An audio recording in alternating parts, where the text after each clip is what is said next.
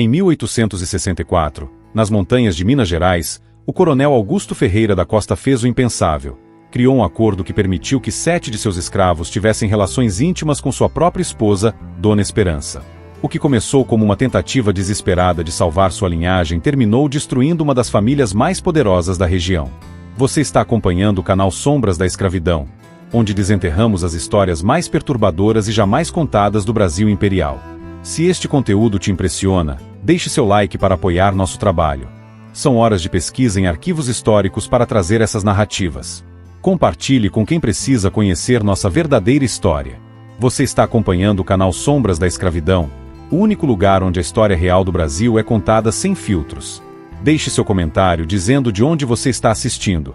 Queremos saber se nossa audiência está espalhada pelo Brasil ou pelo mundo. E já aproveite para comentar. O que você faria se descobrisse um segredo familiar tão perturbador quanto este? O ano era 1864. O Brasil vivia os últimos suspiros da escravidão, mas nas fazendas de Minas Gerais, o sistema ainda funcionava com brutalidade total.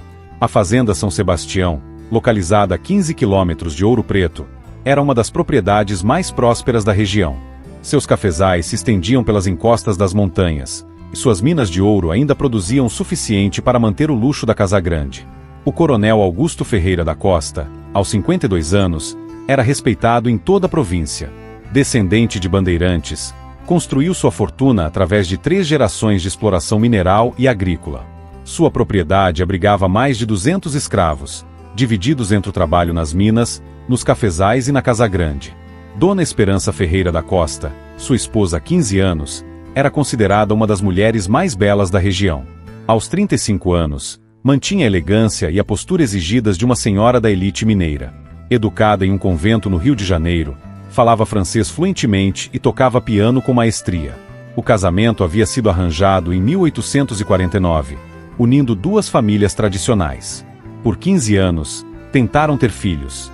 Dona Esperança engravidou 4 vezes, mas perdeu todos os bebês nos primeiros meses. Os médicos da época não conseguiam explicar as sucessivas perdas, atribuindo-as à constituição delicada da mulher. Para o coronel Augusto, a ausência de herdeiros representava mais que uma tragédia pessoal. Significava o fim de uma dinastia. Sem filhos, sua imensa fortuna seria disputada por parentes distantes após sua morte. A pressão social era imensa. Na sociedade patriarcal do século XIX, um homem sem descendentes era considerado incompleto. Foi em dezembro de 1863 que tudo começou a mudar. O coronel recebeu uma carta de seu primo em Salvador, contando sobre práticas pouco ortodoxas que haviam resultado no nascimento de herdeiros em outras fazendas. O que estava escrito naquela carta plantaria a semente da decisão mais controversa de sua vida. A carta chegou em uma manhã quente de dezembro, trazida por um mensageiro que cavalgara por 3 dias desde Salvador. O primo do coronel, Joaquim Ferreira da Silva, era conhecido por suas soluções criativas para problemas familiares. A correspondência trazia um relato detalhado sobre como outras famílias da elite baiana haviam resolvido questões de herança. Meu caro primo Augusto, dizia a carta, sei de vossas dificuldades em gerar descendência. Permiti-me compartilhar conhecimento que pode parecer controverso, mas que tem se mostrado eficaz em nossa região. O senhor Antônio da Silva Prado, nosso vizinho, enfrentava situação similar. Sua esposa, após anos de tentativas infrutíferas, conseguiu dar-lhe 3 filhos robustos através de método pouco convencional. A carta prosseguia descrevendo como algumas famílias permitiam que escravos específicos, escolhidos por sua saúde e vigor físico, mantivessem relações com as senhoras, sempre sob supervisão e controle total dos maridos. Os filhos nascidos dessas uniões eram registrados como legítimos, garantindo a continuidade da linhagem. O coronel Augusto leu e releu a correspondência durante semanas. A ideia o perturbava profundamente, mas também despertava uma esperança desesperada. Sua educação católica e os valores da época tornavam a proposta quase impensável. No entanto, a perspectiva de morrer sem herdeiros o atormentava mais que qualquer consideração moral. Durante o mês de janeiro de 1864, o coronel observou discretamente os escravos de sua propriedade. Começou a notar detalhes que antes passavam despercebidos. Quais eram mais saudáveis, quais demonstravam maior inteligência, quais tinham características físicas que poderiam melhorar sua descendência. A escravidão havia criado uma mentalidade onde seres humanos eram vistos como propriedade e instrumentos. Para o coronel, Os escravos não eram pessoas com direitos ou sentimentos, eram ferramentas que poderiam ser utilizadas para resolver seu problema de sucessão. Dona Esperança percebeu mudanças no comportamento do marido. Ele a observava com mais intensidade, fazia perguntas estranhas sobre seu ciclo menstrual e demonstrava interesse renovado em questões relacionadas à procriação. Quando finalmente decidiu revelar o conteúdo da carta, escolheu uma noite de fevereiro, após o jantar. Esperança, disse ele, precisamos conversar sobre nossa situação. Tenho uma proposta que pode nos dar os filhos que tanto desejamos, mas requer sua completa cooperação e discrição. A reação inicial de Dona Esperança foi de choque e repulsa. A ideia de manter relações íntimas com escravos contradizia tudo o que aprenderá sobre moralidade e posição social. Ela argumentou, chorou e implorou para que o marido reconsiderasse. Mas o coronel havia tomado sua decisão. Apresentou a proposta não como pedido, mas como determinação. Na sociedade patriarcal da época, as mulheres tinham pouco poder de decisão sobre suas próprias vidas. A autoridade do marido era absoluta, especialmente em questões consideradas familiares. Fevereiro de 1864 marcou o início do processo mais bizarro da história da Fazenda São Sebastião. O coronel Augusto estabeleceu critérios rigorosos para a seleção dos escravos que participariam de seu plano. Não seria uma escolha aleatória. Cada detalhe foi calculado para maximizar as chances de sucesso. O primeiro critério era a saúde física. O coronel mandou chamar o médico da família, Dr. Henrique Almeida, sob o pretexto de realizar exames de rotina nos escravos. O doutor, sem conhecer as verdadeiras intenções, examinou todos os homens entre 20 e 35 anos, identificando os mais saudáveis e robustos. O segundo critério era a inteligência. O coronel observou quais escravos demonstravam maior capacidade de raciocínio, habilidades manuais refinadas ou conhecimento sobre agricultura e mineração. Acreditava que essas características poderiam ser transmitidas aos futuros herdeiros. O terceiro critério, embora nunca admitido abertamente, era a aparência física. O coronel queria que os filhos nascidos do acordo tivessem características que não denunciassem imediatamente sua origem mista. Procurou escravos com pele mais clara e traços que se aproximassem dos padrões europeus. Após 2 semanas de observação, 7 escravos foram selecionados. João Crisóstomo, 28 anos, mestiço, trabalhava como capataz nos cafezais. Era alfabetizado e demonstrava liderança natural entre os outros escravos. Miguel dos Santos, 25 anos, mulato claro, responsável pela manutenção das máquinas de beneficiamento do café. Tinha habilidades mecânicas excepcionais para a época. Antônio da Silva, 30 anos, pardo, cuidava dos cavalos da fazenda. Era conhecido por sua força física e conhecimento sobre criação de animais. Pedro Gonçalves, 26 anos, mestiço, trabalhava na Casa Grande como auxiliar do mordomo. Sabia ler e escrever, mantendo os registros da propriedade. Francisco de Assis, 24 anos, mulato, responsável pelo cultivo das hortas que abasteciam a Casa Grande. Tinha conhecimentos sobre plantas medicinais. José Maria, 29 anos, pardo, minerador experiente, conhecia todos os túneis das minas da propriedade. Era respeitado pelos outros escravos por sua sabedoria. Luiz Carlos, 27 anos, mestiço, carpinteiro habilidoso, responsável pela construção e manutenção das estruturas da fazenda. A seleção não foi comunicada aos escolhidos imediatamente. O coronel primeiro precisava estabelecer as regras do acordo e preparar Dona Esperança para o que estava por vir. Durante o mês de março, construiu uma pequena casa nos fundos da propriedade, longe dos olhares curiosos. O local seria usado para os encontros, garantindo privacidade e controle total sobre a situação. Pause por um momento e reflita. Estamos falando de seres humanos sendo tratados como instrumentos reprodutivos. A mentalidade escravocrata transformava pessoas em objetos, negando-lhes qualquer humanidade ou direito de escolha. Se você está se sentindo perturbado com esta história, deixe seu like. É exatamente essa reflexão que precisamos fazer sobre nosso passado. Em 15 de março de 1864, o coronel Augusto convocou 7 escravos selecionados para uma reunião na varanda da Casa Grande. Era uma manhã fria típica do outono mineiro, com névoa cobrindo as montanhas ao redor da fazenda. Os homens se posicionaram em semicírculo, de pé, aguardando as palavras de seu senhor. Vocês foram escolhidos para uma tarefa especial, começou o coronel, caminhando lentamente diante dos 7. Uma tarefa que pode trazer benefícios para todos nós, mas que exige absoluta discrição e obediência. O silêncio era total. Os escravos mantinham os olhos baixos, postura típica quando na presença do Senhor. Nenhum deles imaginava o que estava por vir. Minha esposa e eu temos enfrentado dificuldades para ter filhos, continuou o coronel. Vocês vão ajudar a resolver essa situação. Cada um de vocês terá a oportunidade de contribuir para que Dona Esperança engravide. A revelação causou um choque visível nos homens. João Crisóstomo, o mais experiente do grupo, ousou levantar discretamente os olhos, tentando compreender se havia entendido corretamente. Miguel dos Santos apertou os punhos, controlando a surpresa. Os outros permaneceram imóveis, processando a informação impossível. O coronel prosseguiu explicando as regras do acordo. Cada escravo teria um dia específico da semana designado para os encontros com Dona Esperança. Os encontros ocorreriam sempre na casa construída especialmente para esse fim, sempre sob sua supervisão indireta. Qualquer tentativa de contato fora do cronograma estabelecido seria punida com morte.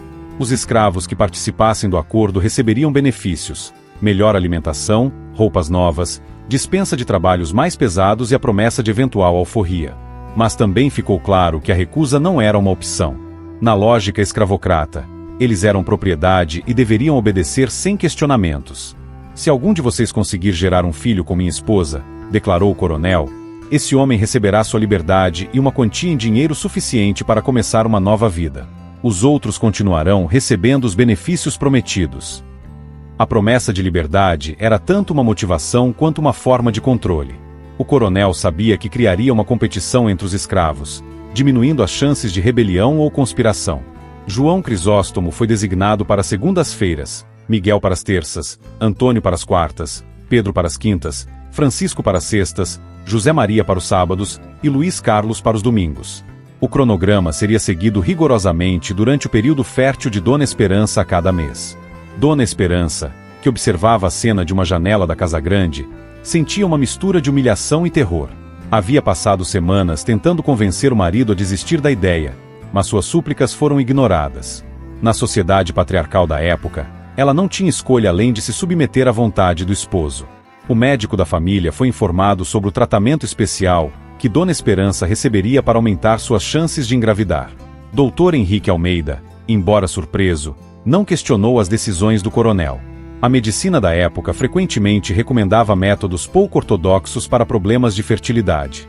A primeira semana do acordo estava marcada para começar em abril, coincidindo com o período fértil de Dona Esperança. Os escravos foram instruídos sobre como proceder, que roupas usar e como se comportar durante os encontros. Tudo foi planejado para manter a dignidade aparente da senhora, mesmo em uma situação tão degradante. A segunda-feira, 4 de abril de 1864, amanheceu chuvosa. A garoa típica do outono mineiro cobria a fazenda São Sebastião com um manto de melancolia que parecia refletir o ambiente tenso que dominava a propriedade. Dona Esperança acordou sabendo que este seria o dia mais difícil de sua vida. João Crisóstomo havia recebido instruções detalhadas na véspera. Deveria se banhar, usar roupas limpas e se dirigir à casa dos fundos às 3 horas da tarde. O coronel Augusto ficaria do lado de fora, garantindo que nenhum outro escravo se aproximasse e que o encontro transcorresse conforme planejado. A pequena construção de madeira havia sido mobiliada de forma simples mas digna. Uma cama com lençóis limpos, uma bacia com água perfumada e uma única janela que oferecia vista para os cafezais. O ambiente foi preparado para manter alguma aparência de civilidade em uma situação completamente desumanizadora. Dona Esperança chegou pontualmente, vestindo um roupão simples de algodão branco. Seus olhos estavam vermelhos de tanto chorar, e suas mãos tremiam visivelmente. João Crisóstomo aguardava de pé, igualmente nervoso e constrangido. Ambos sabiam que não tinham escolha na situação. O encontro durou menos de 20 minutos. Não houve conversas ou tentativas de criar intimidade. Ambos queriam que terminasse o mais rapidamente possível. João Crisóstomo, apesar de sua posição como capataz e sua relativa educação, compreendia perfeitamente que estava sendo usado como instrumento reprodutivo. Dona Esperança suportou a situação com a resignação de quem havia perdido qualquer controle sobre a própria vida. O coronel aguardou do lado de fora, fumando charutos nervosamente e verificando o relógio de bolso repetidas vezes. Quando Dona Esperança saiu da casa, ele a acompanhou de volta à Casa Grande sem pronunciar uma palavra. João Crisóstomo aguardou alguns minutos antes de retornar às suas atividades nos cafezais. A rotina se repetiu nos dias seguintes. Miguel dos Santos, na terça-feira, demonstrou ainda mais nervosismo que João. Sua inexperiência com mulheres da elite tornava a situação ainda mais constrangedora. Antônio da Silva, na quarta-feira, foi o mais direto e eficiente dos três primeiros, tratando o encontro como mais uma tarefa a ser cumprida. Dona Esperança desenvolvia estratégias mentais para suportar os encontros. Fechava os olhos e tentava se transportar para suas memórias de infância no convento, recitava mentalmente orações em latim ou planejava os arranjos de flores para a semana seguinte. Qualquer coisa que a ajudasse a se desconectar da realidade. Os outros escravos da fazenda começaram a perceber que algo incomum estava acontecendo. Os 7 escolhidos recebiam tratamento diferenciado, comida melhor, roupas novas e dispensa de algumas tarefas mais pesadas. Mas a disciplina rígida da fazenda e o medo do coronel impediam qualquer questionamento direto. Pedro Gonçalves, na quinta-feira, foi o primeiro a tentar estabelecer algum tipo de comunicação com Dona Esperança. Perguntou, respeitosamente, se ela estava bem e se precisava de alguma coisa. A gentileza inesperada fez com que ela chorasse durante todo o encontro, o que deixou Pedro profundamente perturbado.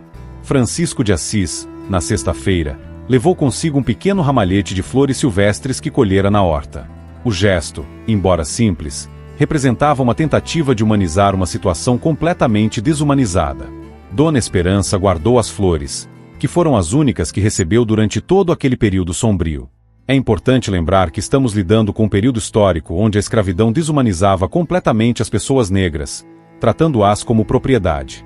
Ao mesmo tempo, as mulheres, mesmo brancas e da elite, tinham pouquíssima autonomia sobre suas próprias vidas e corpos. Maio de 1864 trouxe as primeiras complicações do acordo estabelecido pelo coronel Augusto. José Maria, designado para os sábados, começou a demonstrar sinais de profundo sofrimento psicológico. Como um homem religioso que havia aprendido a ler através da Bíblia, ele compreendia a dimensão moral do que estava sendo forçado a fazer. Durante o terceiro sábado de encontros, José Maria se recusou a entrar na casa dos fundos. Permaneceu do lado de fora, ajoelhado, rezando em voz baixa. O coronel Augusto, furioso com a desobediência, ameaçou-o com chicotadas.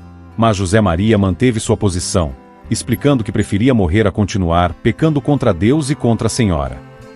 A situação criou o primeiro grande conflito do acordo.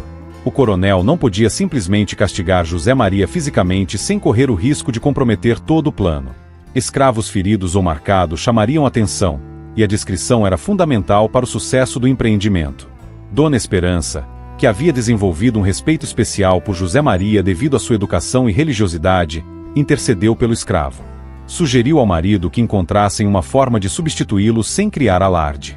Foi a primeira vez, desde o início do acordo, que ela tomou alguma iniciativa.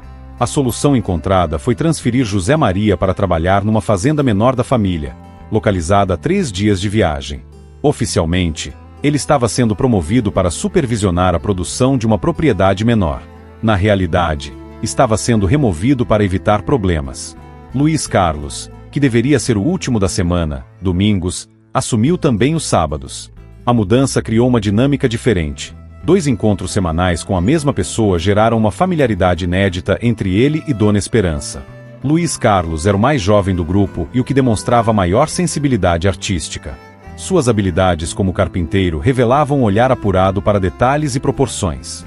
Durante os encontros, ele começou a reparar pequenos problemas da casa. Uma janela que não fechava direito, uma tábua solta no assoalho, dobradiças que faziam barulho.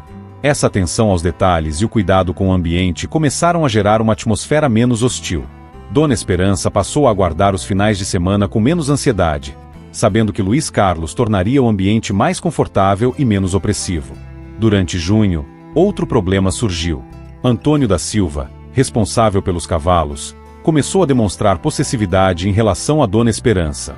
Em 2 ocasiões, foi visto observando-a discretamente quando ela caminhava pelos jardins da Casa Grande. O comportamento era extremamente perigoso. Qualquer suspeita de interesse pessoal poderia resultar em punição severa ou morte. João Crisóstomo, como capataz, foi encarregado de conversar com Antônio. A conversa foi direta. Qualquer desvio das regras estabelecidas colocaria todos os participantes do acordo em perigo mortal. Antônio compreendeu o recado e moderou seu comportamento, mas o incidente revelou como a situação estava afetando psicologicamente todos os envolvidos. Miguel dos Santos desenvolveu uma estratégia completamente diferente. Decidiu tratar os encontros como exercícios técnicos, focando exclusivamente no objetivo reprodutivo. Sua abordagem mecânica e distante era menos perturbadora emocionalmente, mas também mais fria e desumanizada. Pedro Gonçalves continuou sendo o mais conversador do grupo. Durante os encontros de quinta-feira, ele contava histórias sobre sua infância, falava sobre livros que havia lido e fazia perguntas respeitosas sobre a vida de Dona Esperança antes do casamento.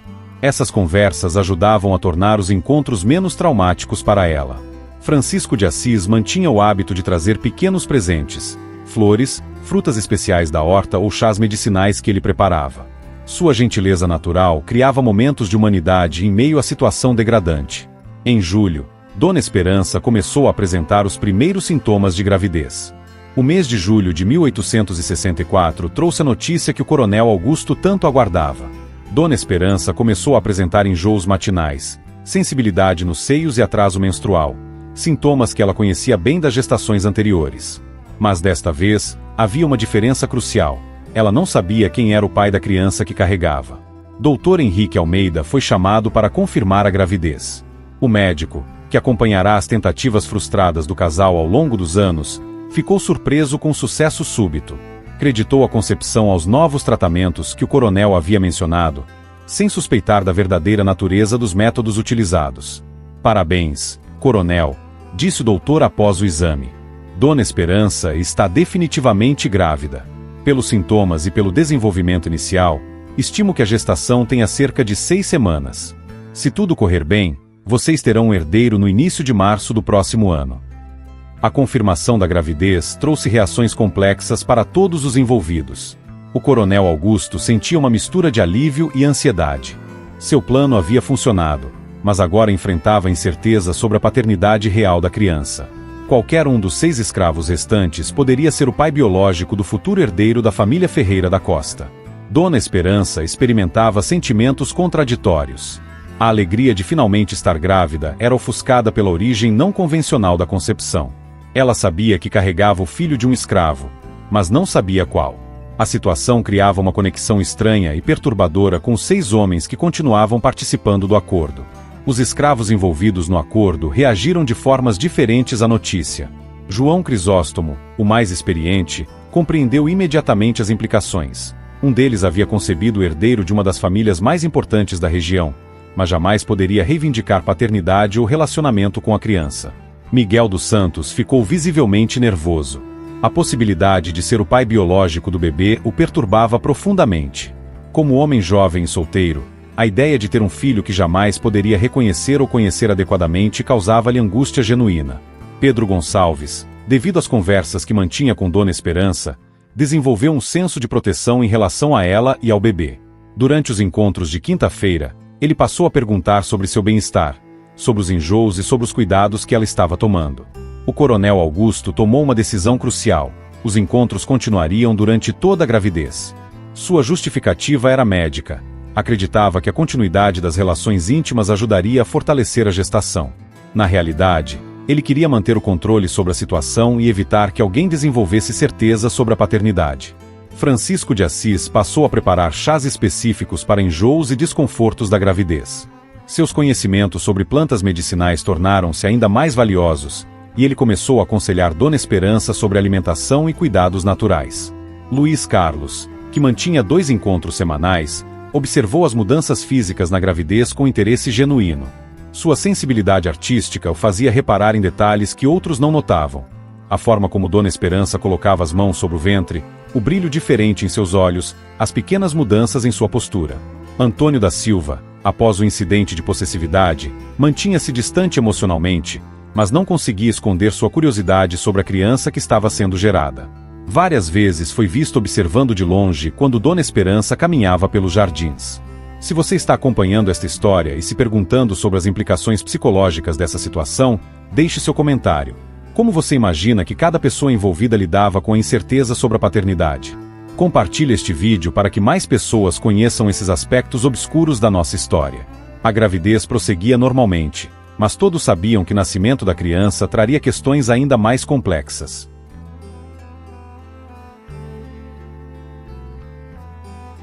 Em 15 de março de 1865, após uma gestação tranquila mas emocionalmente turbulenta, Dona Esperança deu à luz uma menina. O parto ocorreu na Casa Grande, assistido por Dr. Henrique Almeida e por 2 escravas experientes em partos. O coronel Augusto aguardou na sala ao lado, fumando charutos nervosamente. A criança nasceu saudável, com boa formação e sem complicações. Mas suas características físicas imediatamente revelaram a origem mista de sua ancestralidade. A pele era ligeiramente mais escura que a dos pais oficiais, os cabelos tinham textura crespa e os traços faciais mostravam clara influência africana. Dr. Henrique Almeida notou as características peculiares da bebê, mas não fez comentários. Na época, era comum atribuir variações físicas em bebês a influências ancestrais distantes ou marcas de nascimento temporárias.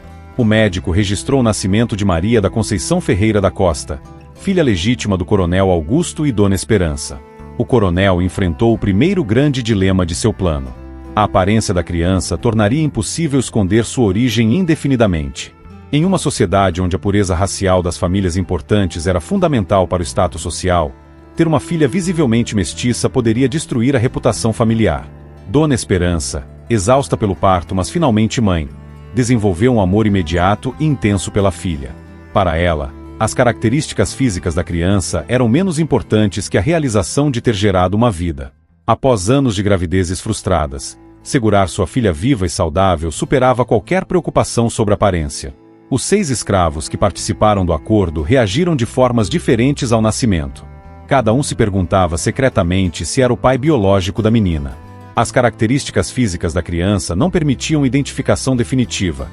Qualquer um dos homens poderia ter contribuído para sua concepção. João Crisóstomo, observando discretamente a criança durante suas atividades na Casa Grande, notou semelhanças com sua própria filha, nascida de uma escrava anos antes. A curva do queixo e o formato dos olhos eram similares. Mas manteve suas observações para si mesmo, sabendo que qualquer comentário seria perigoso. Miguel dos Santos ficou visivelmente perturbado ao ver a menina pela primeira vez. Suas mãos tremeram quando passou perto do berço durante uma tarefa na Casa Grande. A possibilidade de ser pai e não poder exercer esse papel o afetava profundamente. Pedro Gonçalves, devido à sua proximidade emocional com Dona Esperança, desenvolveu um carinho especial pela criança. Durante os encontros que continuaram após o parto, ele perguntava sobre o desenvolvimento da bebê e oferecia sugestões baseadas em sua experiência com crianças da senzala. Luiz Carlos demonstrou interesse prático no bem-estar da criança. Construiu um berço especial, com detalhes entalhados e acabamento refinado. O trabalho artístico do berço chamou a atenção de todos na Casa Grande, mas ele explicou que era um presente para celebrar o nascimento da herdeira da fazenda. Francisco de Assis preparou chás especiais para ajudar Dona Esperança na recuperação pós-parto e no estabelecimento da amamentação. Seus conhecimentos sobre plantas medicinais tornaram-se ainda mais valiosos durante esse período. Antônio da Silva mantinha-se distante, mas foi visto várias vezes parado perto dos estábulos, olhando na direção da Casa Grande quando ouvia o choro da bebê. Sua expressão revelava uma mistura de curiosidade, melancolia e resignação. O coronel Augusto tomou providências para controlar possíveis comentários sobre a aparência da filha. Espalhou a versão de que Dona Esperança havia sido influenciada durante a gravidez pela presença constante de escravos, resultando em marcas de nascença que desapareceriam com o tempo. O nascimento de Maria da Conceição representou o sucesso técnico do plano do coronel, mas também revelou suas falhas fundamentais. Ter um herdeiro havia custado a dignidade de sua esposa, a humanidade de 6 escravos e criado uma situação insustentável a longo prazo. Os meses seguintes ao nascimento de Maria da Conceição trouxeram consequências imprevistas que começaram a minar as bases do império do coronel Augusto. A criança crescia saudável e inteligente, mas suas características físicas tornavam-se mais evidentes com o tempo, tornando impossível esconder sua origem mista. Em agosto de 1865, durante uma visita de cortesia, a esposa do juiz da comarca fez comentários discretos sobre a aparência interessante da menina. O comentário, embora sutil, indicava que a elite local começava a suspeitar da verdadeira origem da herdeira dos Ferreira da Costa. O coronel percebeu que sua reputação começava a ser questionada. Em reuniões na Câmara Municipal e em eventos sociais, notava olhares curiosos e conversas que cessavam quando ele se aproximava. A sociedade mineira do século XIX era pequena e fechada. Segredos dificilmente permaneciam ocultos por muito tempo. Dona Esperança, por sua vez, desenvolvia uma relação complexa com a maternidade. Amava profundamente a filha, mas carregava o peso emocional de saber que Maria da Conceição era fruto de um acordo degradante. A cada dia, olhando para a criança, lembrava-se dos meses de humilhação que havia suportado. Os escravos envolvidos no acordo começaram a demonstrar sinais de desgaste psicológico. Pedro Gonçalves, que mantinha conversas com Dona Esperança, percebia seu sofrimento emocional e desenvolvia sentimentos de culpa. Miguel dos Santos tornara-se mais retraído e melancólico. Francisco de Assis continuava oferecendo cuidados, mas com uma tristeza evidente em seus gestos. A situação se complicou ainda mais quando Dona Esperança engravidou pela segunda vez, em setembro de 1865. A notícia, que deveria ser motivo de alegria, trouxe pânico para todos os envolvidos. Uma segunda criança com características mistas tornaria impossível manter qualquer disfarce sobre a natureza do acordo. O coronel Augusto enfrentou um dilema terrível. Continuar com o acordo aumentaria suas chances de ter mais herdeiros, mas também multiplicaria os riscos de exposição. Interromper o acordo poderia levantar suspeitas sobre por que os tratamentos médicos especiais haviam cessado subitamente. João Crisóstomo, observando a deterioração da situação, tomou uma decisão corajosa. Durante uma conversa reservada com o coronel, sugeriu que o acordo fosse encerrado. Argumentou que a continuidade dos encontros estava causando sofrimento desnecessário a todos os envolvidos e que os riscos sociais haviam se tornado inaceitáveis. A sugestão do escravo foi recebida com fúria pelo coronel. Como um capataz podia questionar suas decisões? A raiva revelou o quanto a situação havia abalado o controle emocional do fazendeiro. Pela primeira vez desde o início do acordo, ele demonstrou sinais de instabilidade mental. Luiz Carlos, que desenvolvera o relacionamento mais próximo com Dona Esperança devido aos 2 encontros semanais, começou a perceber sinais de depressão profunda nela. Durante suas visitas, ela chorava constantemente e falava sobre a vida que havia perdido. A segunda gravidez parecia representar mais um fardo que uma alegria.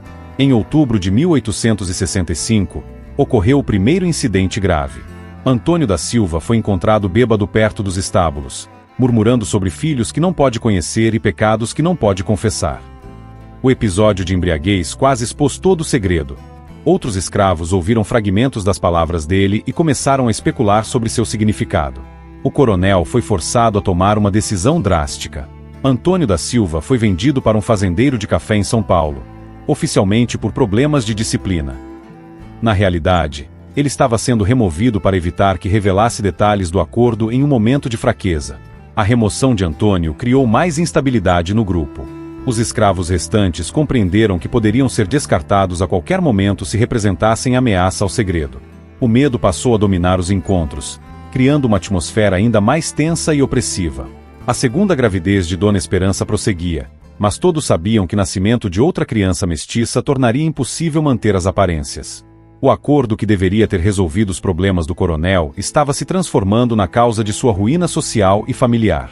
A destruição completa da dinastia Ferreira da Costa começou em março de 1866, com o nascimento do segundo filho de Dona Esperança. Joaquim Augusto Ferreira da Costa nasceu ainda mais visivelmente mestiço que sua irmã, com características físicas que tornaram impossível qualquer tentativa de disfarce.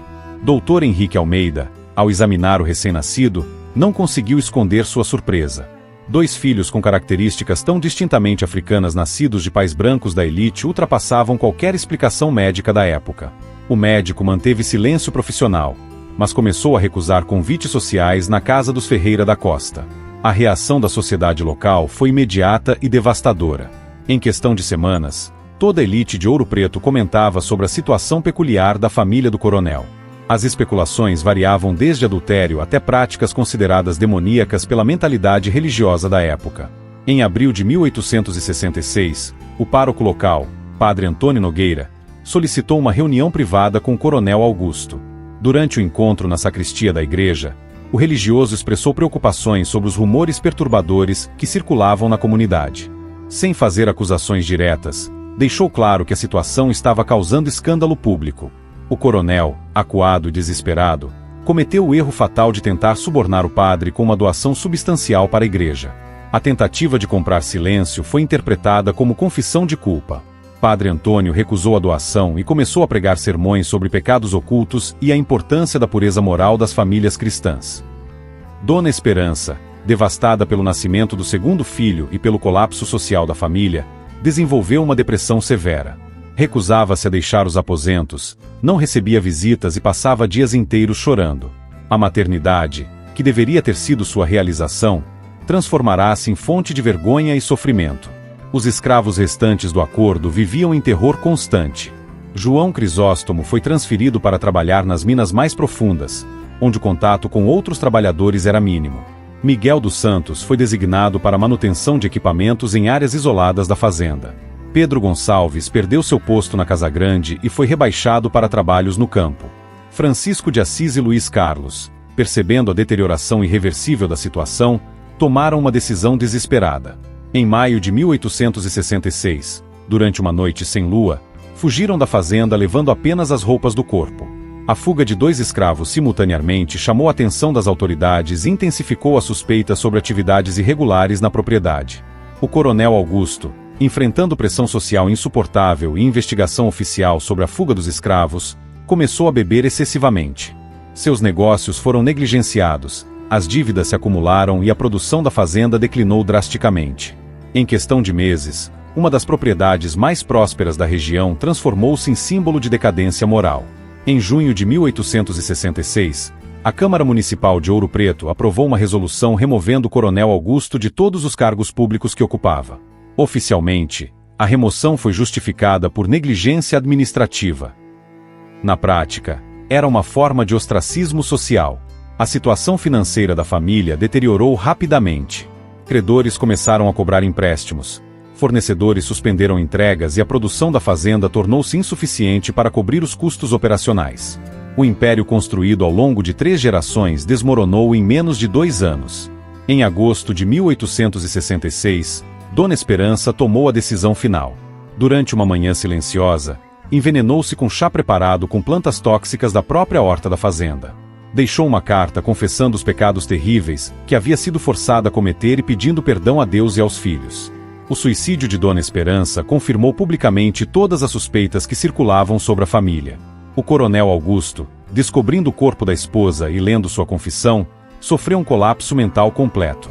Foi encontrado 3 dias depois, vagando pelos cafezais, murmurando incoerências sobre acordos com o diabo e filhos amaldiçoados. A Fazenda São Sebastião foi leilão em setembro de 1866 para pagamento de dívidas. O coronel Augusto foi internado em um asilo em Barbacena, onde morreu 2 anos depois. As crianças, Maria da Conceição e Joaquim Augusto, foram criadas por parentes distantes que se recusaram a mantê-las após completarem 16 anos. A história do coronel Augusto Ferreira da Costa e seu acordo diabólico representa um dos capítulos mais sombrios da mentalidade escravocrata brasileira. A tentativa de usar seres humanos como instrumentos reprodutivos revelou a desumanização completa que a escravidão promovia, afetando não apenas os escravizados, mas também os escravizadores. O caso demonstra como a obsessão pela continuidade familiar e pelo status social podia levar a decisões que destruíam não apenas indivíduos, mas dinastias inteiras. A sociedade patriarcal e escravocrata do século XIX criava situações onde a dignidade humana era completamente subordinada aos interesses econômicos e sociais das elites. Dona Esperança, vítima das circunstâncias de sua época, pagou o preço mais alto por uma decisão que não foi sua. Sua tragédia ilustra a condição feminina na sociedade imperial brasileira, onde mulheres eram propriedade de seus maridos tanto quanto os escravos eram propriedade de seus senhores. Os escravos envolvidos no acordo, João Crisóstomo, Miguel dos Santos, Pedro Gonçalves, Francisco de Assis, Luiz Carlos e Antônio da Silva, foram tratados como instrumentos reprodutivos, negando-lhes qualquer humanidade ou direito de escolha. Suas histórias individuais se perderam na documentação histórica, refletindo como o sistema escravocrata apagava sistematicamente a humanidade das pessoas escravizadas. As crianças nascidas do acordo, Maria da Conceição e Joaquim Augusto, cresceram marcadas pela origem de sua concepção, enfrentando preconceito e rejeição social que as acompanhariam toda a vida. Suas histórias posteriores ilustram como os traumas sociais se perpetuam através das gerações. Esta história perturbadora nos obriga a confrontar aspectos sombrios de nosso passado que frequentemente são omitidos dos livros de história. O canal Sombras da Escravidão existe para trazer à luz essas narrativas necessárias, mesmo quando são difíceis de ouvir. Se este conteúdo gerou reflexões importantes sobre nosso passado histórico, deixe seu like e compartilhe com pessoas que precisam conhecer essas histórias. Comentem sobre como vocês acham que devemos lidar com esse legado histórico em nossa sociedade atual. Nosso trabalho de pesquisa em arquivos históricos para trazer essas narrativas requer muito tempo e dedicação. Seu apoio através de likes, comentários e compartilhamentos é fundamental para continuarmos desenterrando essas histórias que não podem ser esquecidas. Lembrem-se, conhecer nossa história, mesmo suas partes mais sombrias, é essencial para construirmos um futuro mais justo e humano.